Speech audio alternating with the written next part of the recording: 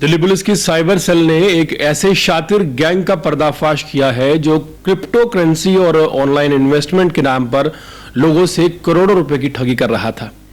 Police की गिरफ्त में आए 3 लोग अब पकड़े गए हैं। 42 साल का कृष्ण कुमार उर्फ मोनू, 32 साल का दीपू, 31 साल का मोहम्मद इरफान शेख।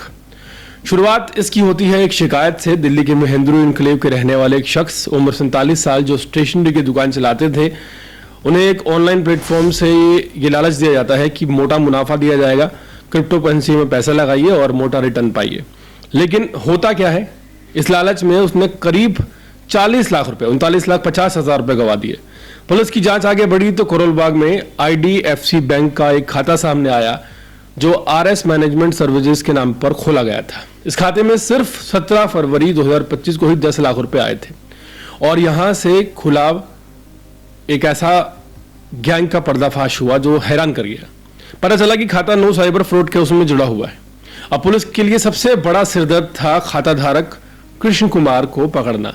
ये शख्स पुलिस से बचने के लिए बार बार घर बदल रहा था, मोबाइल नंबर बदल रहा था, लेकिन साइबर सेल की team, inspector Subhash Kumar, SI Jagsir Singh और उनकी टीम ने अपना एक ऑपरेशन शुरू किया और 20 अगस्त को कृष्ण कुमार को हिरासत में ले लिया। उसकी निशानदेही पर अगले ही दिन यानी कि 21 अगस्त को दीपू को दबोचा गया। जांच में यह बात सामने आई कि खच्चर खाता यानी कि मनी मूल अकाउंट जो है वो दीपू के कहने पर ही खोला गया था। अब कहानी और गहरी हो गई। दीपू अकेला इस गैंग में नहीं था, वो अरविंद, इरफान और कुछ और लोगों के साथ इस रैकेट को चला रहा था। तरीका बेहद शातिर था। भोले भाले लोगों को समझाया जाता था कि खाते में जो पैसे आएंगे वो जुए से आया हुआ पैसा है, यानी कि 2 नंबर का।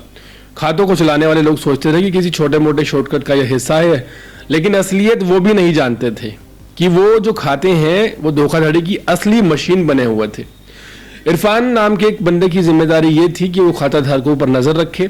वहीं अरविंद, जो फिलहाल पहले से ही एक साइबर फ्रॉड केस में जेल में है, वो इन खातों को साइबर जालसाजों से जोड़ता था।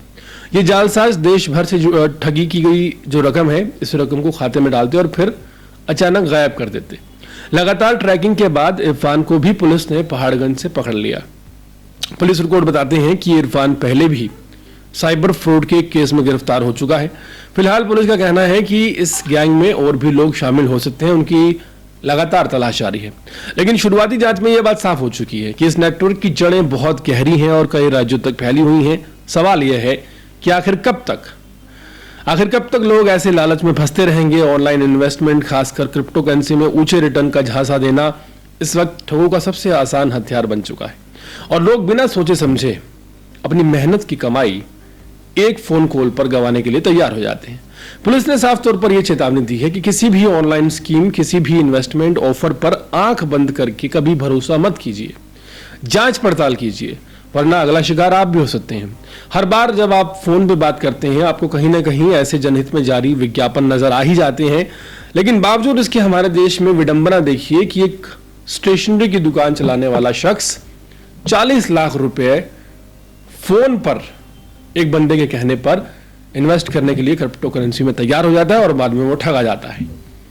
हाल फिलहाल दिल्ली पुलिस ने एक बड़ा खुलासा किया है और लोगों से फिर से जागरूक करने की कोशिश की है कि लोगों के झांसे में ना आए, पैसा कमाने के लिए शॉर्टकट कतई ना अपनाएं।